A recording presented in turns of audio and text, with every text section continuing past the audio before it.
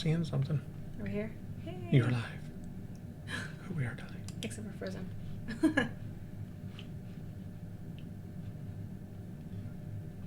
Tell him to come over here. Got a new one? Yeah. Okay. All right. So hopefully this is working.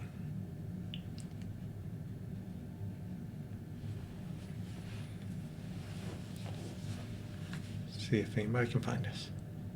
I don't know. Just tell him to go somewhere else. Well, no. Tell them to stay with us. Well, yeah, that's what I mean. Stay with us. Yeah. Just go to our other. Hi, Wendy. I guess you found us.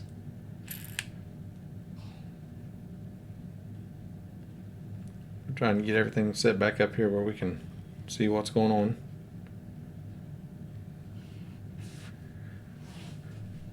Let's go over to that other one.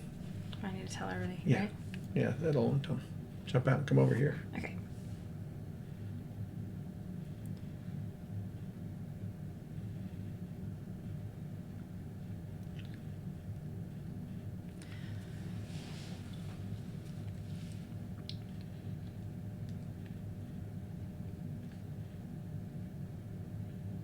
It's a little delayed, but Yeah.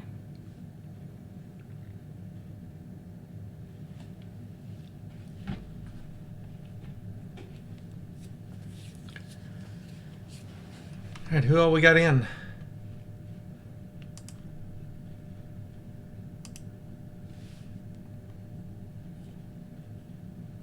Definitely see Wendy. Shows there's a few more in there. We come in. Sorry for all the difficulties. Now it's 20 after. Yeah. We've lost a third of the hour. Everything worked smooth last week, so we didn't Yeah. worry about getting a.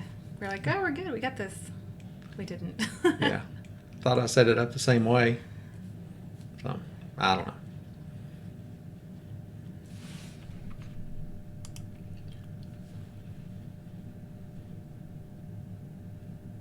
Everybody's starting to get in here. Sherry. We'll give everyone a few more minutes to Ecocentric. find us.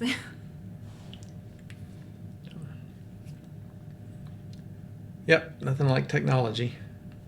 Yeah. So, if we could do this by snail mail. There's Kira. Kira made it. So, People will find us now. Sorry about that. yeah, our live stream's like digging potatoes. It's a treasure hunt. You got to find us. You gotta find us. Yeah. So really, I just ended up going in just through YouTube, created an event, and we're actually live stream now. I don't even know what I did. Who knows? I set this thing up like 7 times in 10 minutes there trying to get to work. So, Oh, first time with us. Thank you. well, Sherry, you've made it to 50% of our lives. So last week was our first one. So, welcome. Yeah, technology's great when it works. Yep. I still just use pencil and paper most times, seriously. So, well, so we had big plans to talk about chickens for an hour, I guess, maybe. Yeah, Unless so y'all now- had some questions. 45 minutes. Yeah. So, got about 40 minutes. If you got any questions, be sure to put them in all caps so that we see them. And we'll answer whatever questions you have.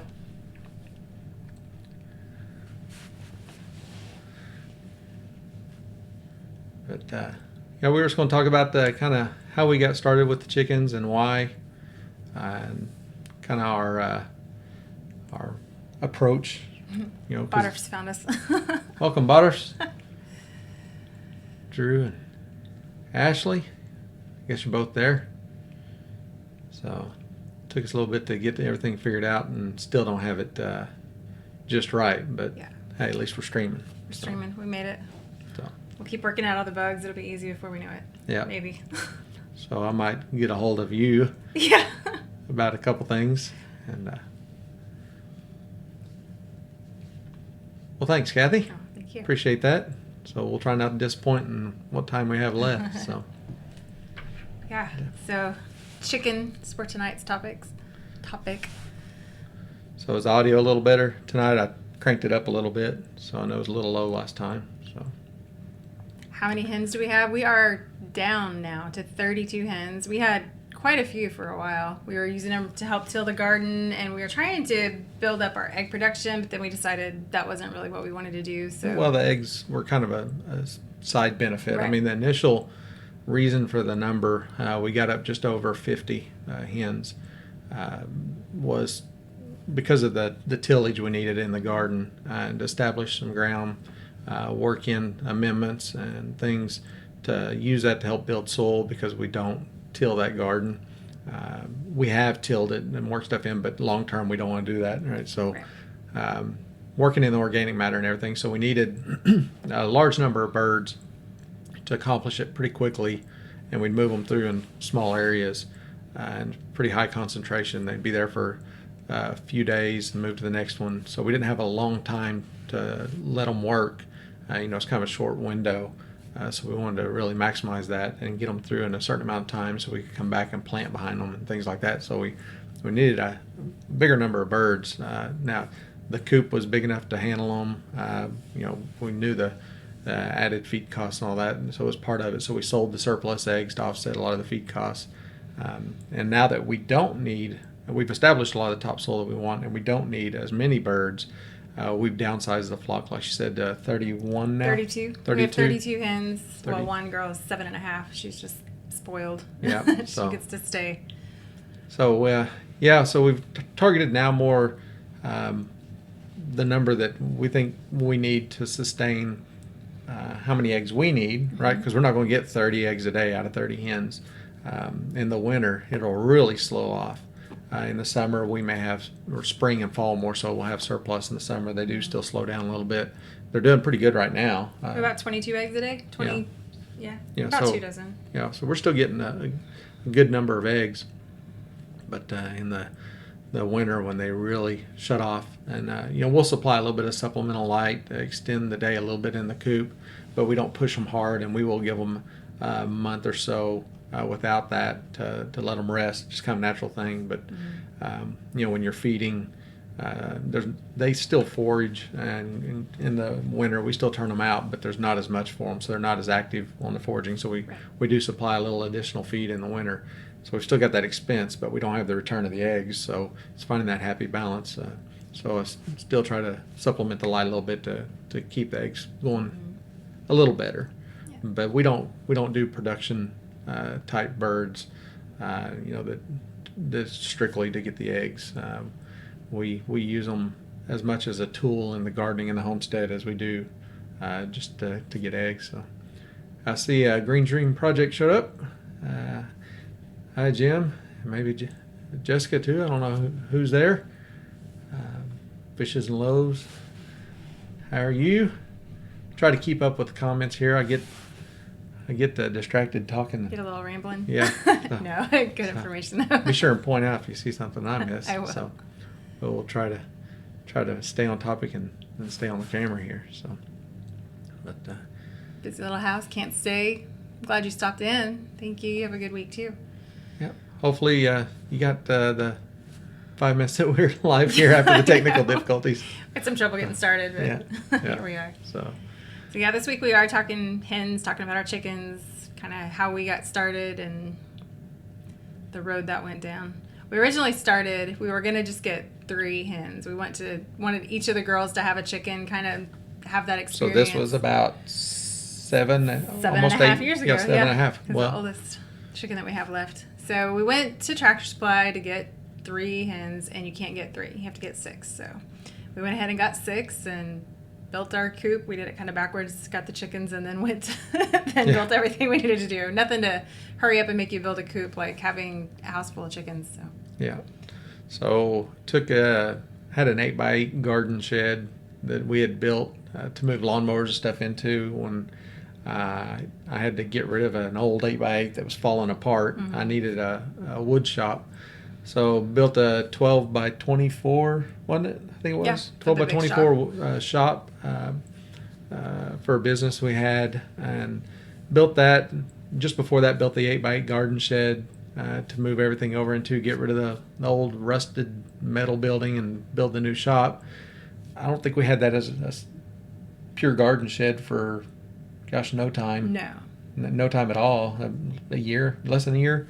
maybe about a year, whenever we got chickens, and I took almost a half of it, a little less than half, and built a coop in there, and then built I guess it was an 8x8 run off the side, and overbuilt all of it. Oh, but Yeah. it was the nicest coop. It was nice. It was so nice. It's like we do everything, overbuild it, and it was really nice, fancy, and Yeah. but I started with 6 birds in there. One of the 6 we bought was a rooster. As soon as it started crowing a little bit, my aunt and uncle have a farm, so we give them the rooster, and she brought over a pullet to replace that one unexpectedly. Yeah. So we give her, it was a sex-link rooster that we had. She brought a Buff Orpington pullet, and that's the hen that we still have now. We don't have any of the other 5 hens The that other we original, had. right? Yeah, She's the last one. Yeah. She's still living and still laying eggs, and just absolutely Yeah. the sweetest chicken. If you can have sweet she chicken, has, she's her great. age is showing a little bit. She has kind of trouble getting up and down off of the roost part, and she still gets into the nesting boxes. Yeah. She still goes outside. She still roosts on the very top. It just takes her Yeah. a little while to convince herself to jump down in the Yeah. morning. So she's a little spoiled. She's the only one with a name. I told the girls that as they age out, there's a good chance that we're going to harvest the older chickens.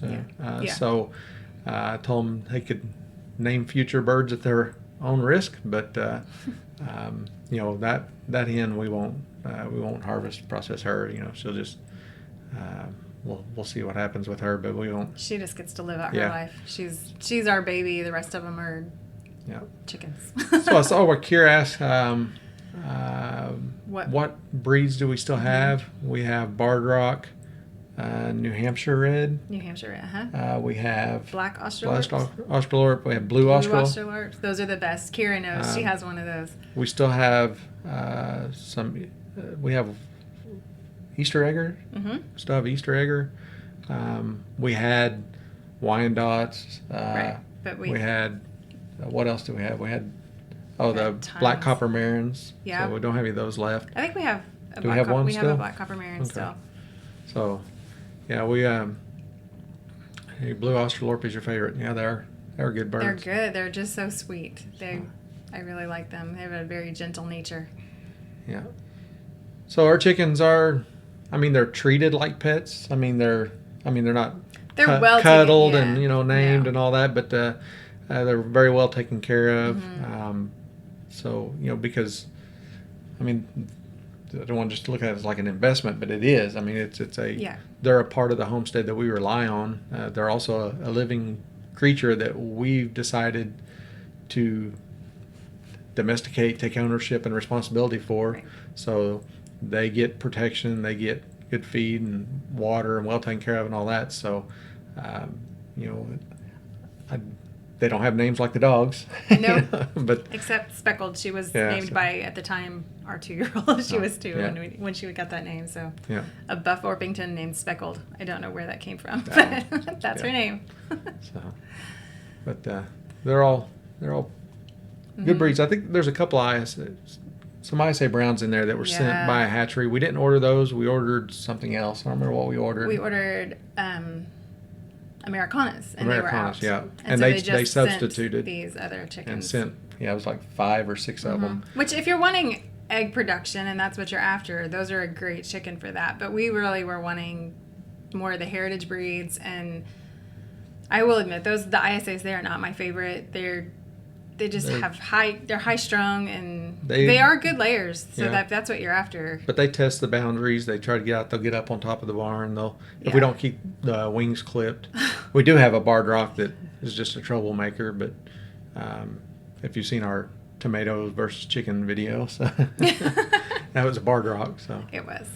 but yeah, so 32 hens. Uh-huh. So Somebody said, which one is the quietest layer?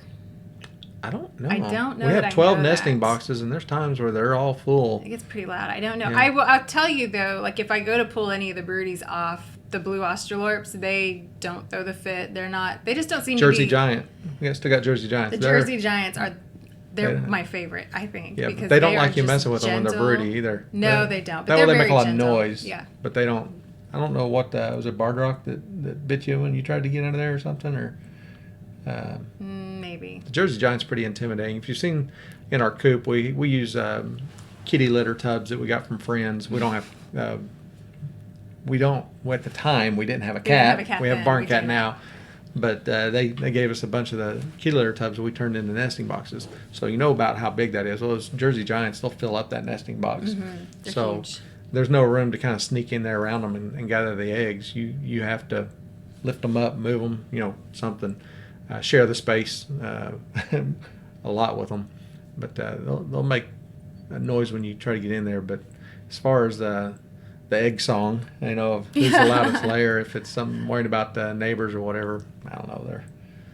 I'm not sure which ones are the calmest. I know by nature, just as far as everything else, when I'm feeding them, when you go in there, the more heritage breeds seem to be a little calmer. Yeah. Any of the sex links that are bred for egg production, they seem to be high strung. Yeah. That's what I've noticed. So, like I said, we got chickens. Originally was to have chickens, have some fresh eggs. We didn't have big plans. We were in a different location then. We were in a small city lot. We were limited to 6 birds. Here we're grandfathered in zoned ag, so we can have up to 100 birds. I think in fact, I know We've pushed that. we've gone well over that. We If have. you counted quail, when we had 50 layers, we had 100 quail. We started with 90 something quail. Yeah. And I think we had meat birds going at the same 40 time. meat birds at 40 the meat time. birds. So It was temporary. It wasn't long term. The meat birds Right. would be processed pretty quickly, and we downsized the quail. We had a couple snakes downsized the quail for us too, but then the quail didn't work for our system, for our setup. It was something we wanted to try and see, but it didn't work. So we ended up just sticking with the layers in the barn, which is we had the quail in there also.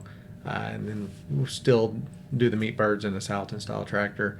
We haven't done any meat birds this year. We've still got plenty in the freezer from our last batch last fall. And with all of the travel and everything we're doing, it's just lined up to where we couldn't squeeze in 52, 53 day period that we'd need and not rely on somebody else to take care of them. So we start getting low on those. We'll do those again. And Yeah. so we usually do 35 to 40 at a time. That's about what size tractor we built. We built an 8x10 instead of a 10x12 so that we could use the space on the grass that we have more efficiently. And so it's downsized, scaled to our property. Right. So, but we used Cornish cross. We tried heritage breeds for meat, and it didn't work for us. Wanted to do that. Yeah, but we had to feed them Yeah. far too long to get Yeah. them to the size we wanted them to be, to make it really beneficial for us. Yeah. So So, the Cornish cross was and we tried different feeding rates and everything programs for the Cornish cross, and we found something that seems to work very well for us for the size bird that we want. We usually like to end up around anywhere from 4.5 to 5.5 pound bird processed, which is a little larger than a lot of people want to buy. But for a family of 5, when we cook one, we cook it, we have a meal, and then we also have enough meat left over to make an additional meal. And there's also leftovers for my lunch the next day. Right. So we basically feed everybody twice and with me one bird. one additional lunch. So it, that's out of one bird. And when we do 35, 40 at a time, it serves us well. it does. Hello, Casey. Honey Tree Farm. Casey, good to see you in here. So, That's who we were talking about last week. If you guys are wondering and you didn't go check Yep. them out, check them out when we were talking about gardens.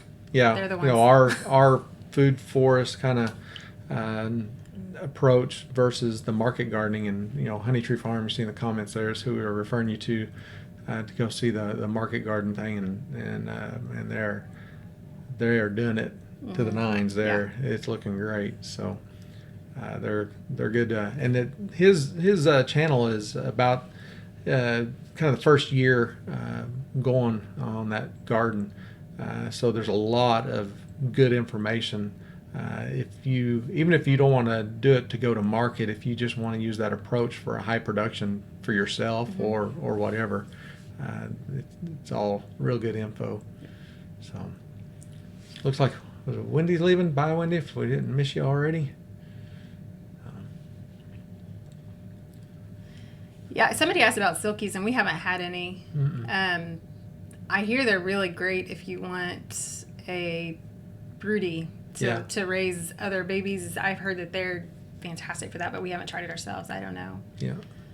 So we actually haven't hatched any eggs. Usually, well, up to this point, we have to be careful not to oversell our eggs so that we have enough left for us.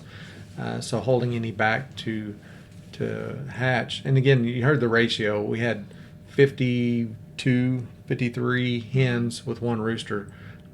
So the fertilization rate is, it's okay, but it's not as great as putting one rooster with, say, 15 or 20 hens. So we weren't going for fertilization as a big target.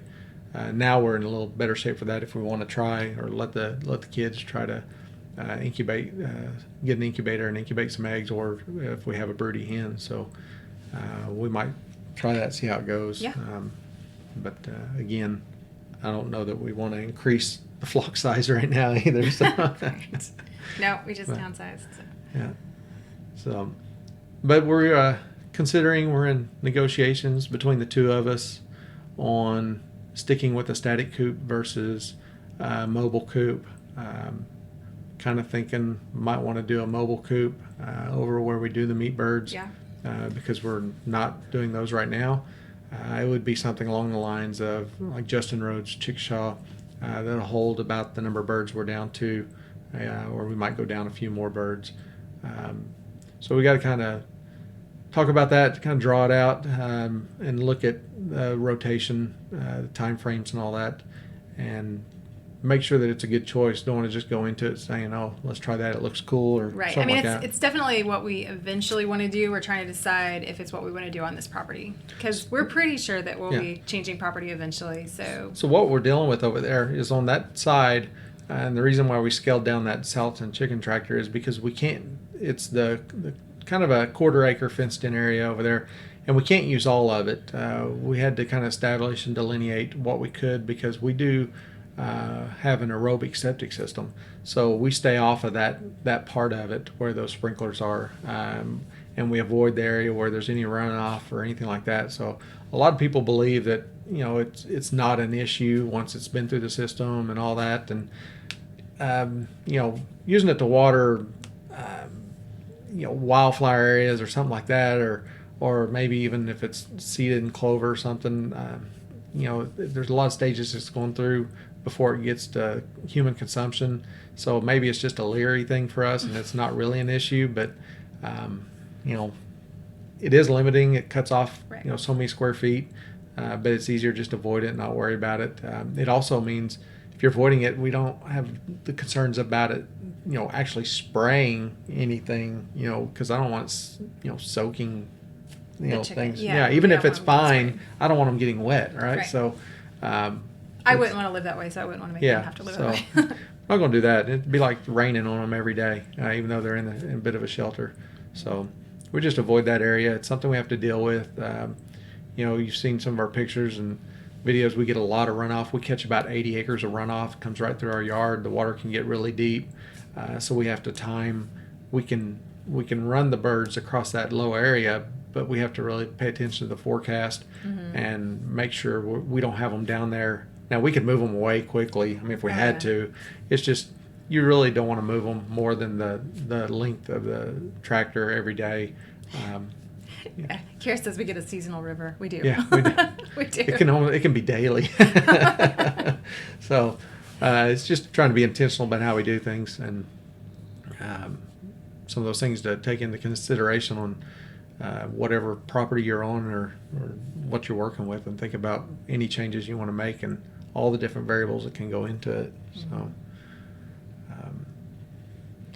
And I'm doing all the talking again. Yeah, I'm trying to look at the comments to see if we've missed anything. Swampy Acres, welcome. Yeah, I was looking at Ecocentric Homestead's comment there about Market Garden and Food Forest. Market Garden Mini Farm. I think Food Forest would be restricted to selling whatever nature gave you that year. Definitely. So, with our Food Forest, it's really just for us. It's kind of Yeah. to see how much we can grow in a very limited space. And you're right, that would absolutely not benefit No. a market type style. I mean, we definitely wouldn't. Yeah. I mean, sometimes usually our surplus just is given to friends or family. Yeah. Or And we've considered, maybe start doing something with the farmers market. In the past, we've talked about, it's nice to, I don't know, to do the things that keep you within the circles of people you have interest with, your common interest. The way we're gardening, that wouldn't be the way to go. I mean, if you want to just go hang out with a couple baskets of things and visit with people and sell a little bit, that would be fine. But to try to do it as any type of income or really worthwhile, if it's something you're going to treat as a business, that the way we've installed it wouldn't be the way to do it. Now, if you had a large property where you could wild harvested berries or whatever, and you can get big quantities and all things and really make something of it, that'd be one thing. That's kind of a little niche market as far as the way you could market it and the way you're actually harvesting it. One thing we've talked about that I'd like to do is eventually, can't do it here, we don't have the land for it, but have a orchard type area that we'd run other animals and stuff underneath. So in that situation, we could definitely market whatever orchard we have. But yeah, and Honey Tree says you guys can sell plant starts, comfrey and elderberry and working. So yeah, we do that. In our greenhouse, we seed way more than we need for us. We do a lot of root cuttings, a lot of plant starts, and we sell straight off the farm here. We've taken plants to other events. We sold a bunch of stuff at the Shindig. And comfrey. Actually, that is what we took. Comfrey and elderberry. Comfrey and elderberry. We start quite a bit of that each spring. And if I'd have realized the demand, I would have taken a lot more elderberry. Thought that the comfrey would really, and it did well. It's so hard to find, and it's such a in-demand item, as among homesteaders and people that want to grow a lot of their own medicinal stuff, things like that. And it's great for fertilizing and making nutrient tea and stuff, comfrey tea. And so, but man, that elderberry, we didn't take that much. We sold like 2 flats. So fast. So I was surprised how fast we sold. I think we took 40 starts or something like that. And man, they were gone quick. It was gone very quick. So we'll do comfrey more of make that it in next zone 10B, almost 11.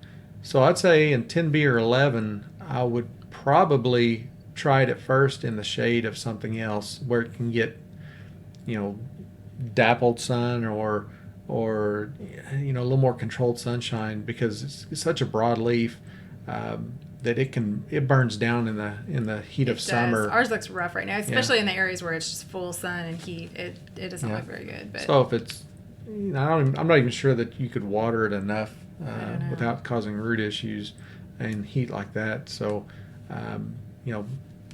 a guild plant around a fruit tree or something like that that's pretty well established, that it gets some break from the sun in the middle of the day, in the hottest part of the day, that would really probably help it. I think finding the temperatures, ambient temperatures, and it'll probably grow year round. But good thing about it, you can chop and drop it several times a year. So as those leaves start to look a little weathered, cut them down, use them for mulch and fertilizer, and it'll be shooting up new leaves right away. See Dirt Patch Heavens here. Yeah, hello. Welcome, Julianne. Haven't talked to you guys in a while. Up there, out of all of our weather. Hey, can't just swing by. Any other questions on the chickens or anything else? Anything. So, yeah, we kind of started on chickens, but we're willing to talk about just about anything. Yeah. So, this is my natural hair color. I got the glare of the glasses going on today, but we had stuffed poblano peppers for dinner tonight, and I was pulling out the seeds and everything out, and my fingers are burning, so I didn't dare put contacts Which in. is crazy That would because hurt. she made 6 of them. The other 5 were just Mild. mild as can be. I got a hot one. Yeah, I don't know why Hot. that one. So even when she ate it, it was, Yeah. she's over here. We're all like, we got bell peppers. So When do you stop free choice feed for meat chickens? We actually learned the hard way. We don't do that yeah. anymore. We did we with don't, we don't free choice them. We don't. Yeah. So, well, we do when they're in the brooder. Yeah, that's true. So we'll In free the brooder. choice them. So for 2 weeks, I guess. Yeah, about 2 weeks. And because they'll be fine then. When we move them out onto pasture at 12 to 14 days, is when we start a more strict feeding regimen. Mm-hmm. The very first time we raised them, we did free choice from day 1 to day before harvest. And we lost like 33% Yeah. of the birds. I mean, they were big. The ones that Yeah. survived were big and really good, Yeah. but we did lose about 30%. Yeah, but we had read all different ways of doing it, you know. Then we said, well, we got to scale this way back. So we did a little more research. Saw something that said take out a certain percentage of the feed for the grazing equivalent. We did that, and we took out too much. Yeah, they were tiny. Yeah, they well, they were were 2 and 3 pound birds. They Yeah, were two way and a smaller half. than 2.5 we to wanted. the top bird was maybe 4 pounds. Maybe. Which is way too small for what we want. They were all healthy, and our loss, I think we lost like 1, 2. Yeah, we didn't lose very We many, didn't lose but hard. they were I think we just lost, and a couple of what we lost were due to weather. Oh, that was the really Yeah. wet. Yeah, we lost So, a few on that. Just a lot of rain. So after that, got very deliberate, did a lot more research, and came up with a plan that we used, and it worked really well. It was perfect. So- I mean, honestly, the only one bird that died was Yeah, we lost one in the our brooder. fault. Oh, that's true. One in that- the brooder, and then one. Yeah, we think they just kind of. It was like the first night. I think Yeah. they laid on it. It looked like it got slept Yeah. on. But then the only other one we lost is when we first started moving them out on grass, and we moved it and ran over it with the Yeah. tractor. But that's the only Not, loss. not this kind of tractor. No, the chicken It tractor that they live in. Didn't realize it wasn't moving with the Right. the structure, and it got injured really bad, so we dispatched it, and those were the only ones we lost, which we ended up with way more. Well, I say way more birds than planned. We ordered 45 with the expectation the hatchery usually sends a few extra, and then we'd have a few we'd lose. So we were trying to end up down around the 40 to 45 max at harvest. Really expecting to be, after our previous, we expected to be around 40, which is right. Did we order 50? We ordered 45. I We think ordered we got 45. like They 50 or gave us 51. Yeah. Then we Yeah. lost 2, so we actually had more birds in there than we'd normally like. So we were moving more frequently, but we try to not come back around to the same piece of ground before we harvest. Never on the same spot twice, and then there's a break in between batches for a while, so that ground has time to recover. We don't start getting pest issues and other things in the soil.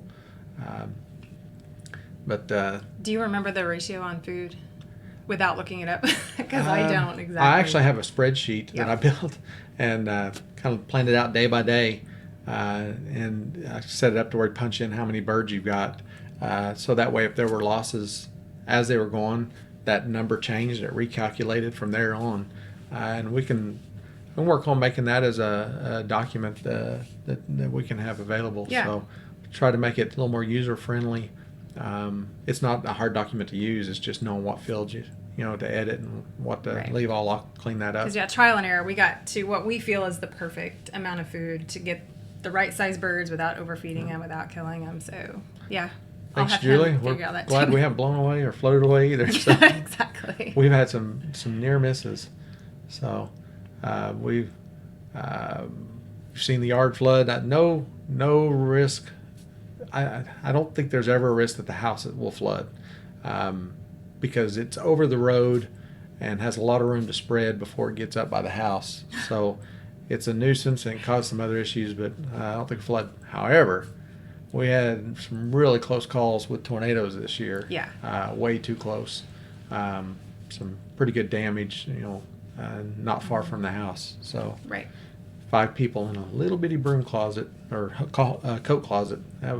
Not We're fun. gonna have to fix that situation. So we've missed a few comments. Kathy Nunnery up there asked if we, or she said they're planning to move to North Texas, just south of Oklahoma. Is there any area we would recommend?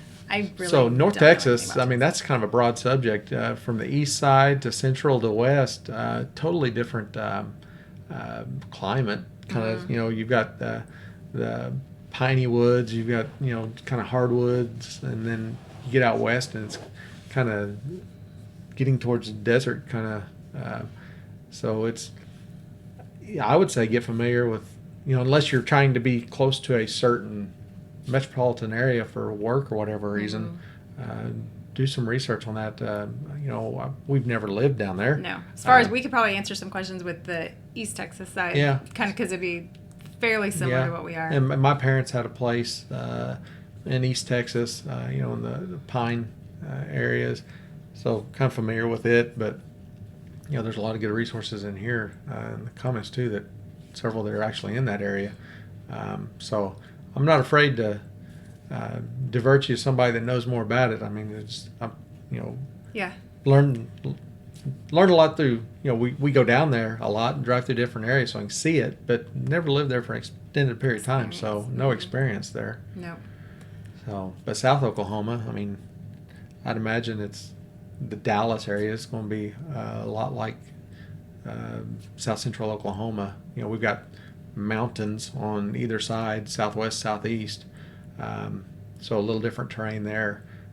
But then South Central, a lot of lakes, Yeah. a little flatter than the sides, but not much. Dance party in the desert. Dance party in the desert. Hi, Travis. Travis is here. He's asking if we've considered elderberry wine. It's up to her. Maybe. I've been experimenting with a lot of stuff. I've got kombucha started for the first time. Kira gave me a SCOBY and some starters, so I got that going.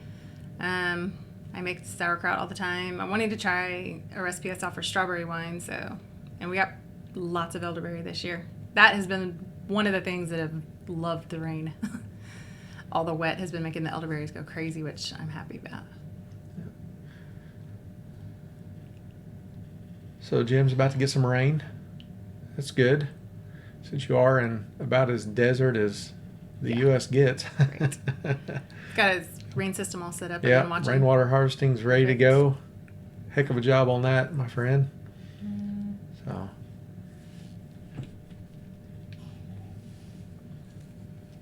So it looks like Kathy's getting a little bit of suggestions on North Texas. That's good. Yeah. So it's 5 till 7.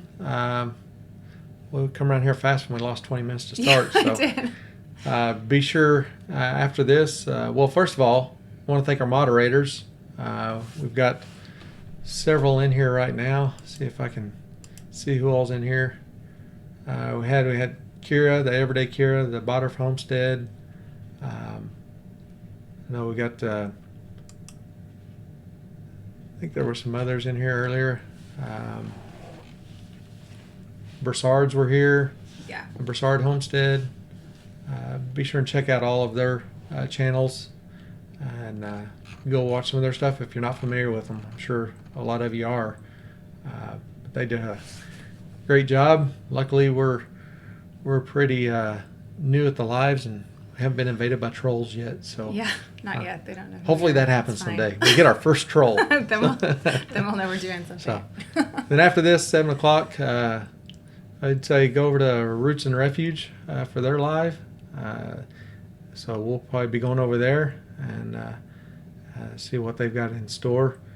We do have a video coming out Tuesday morning. Be sure and watch for that.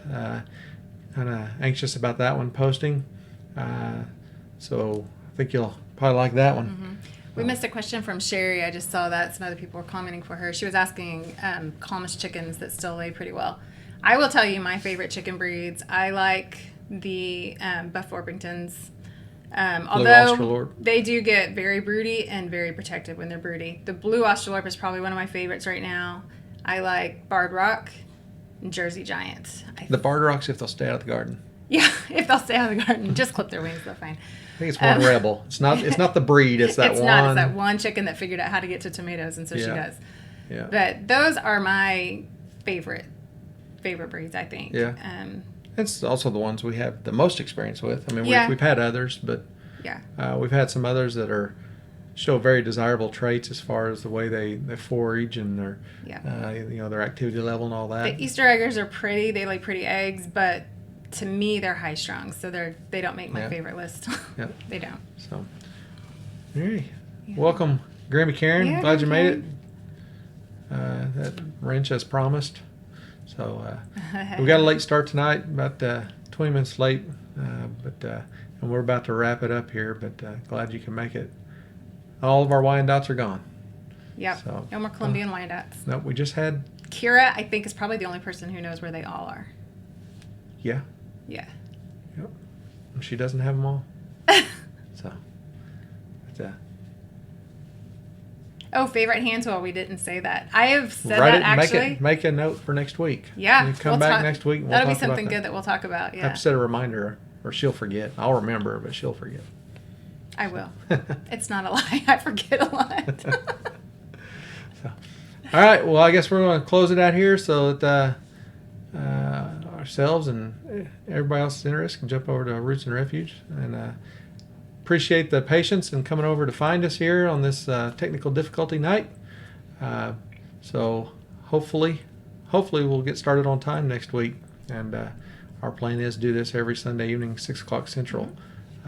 So thanks again, and we will see y'all next time. Yeah. Thanks. Right. Bye. Bye.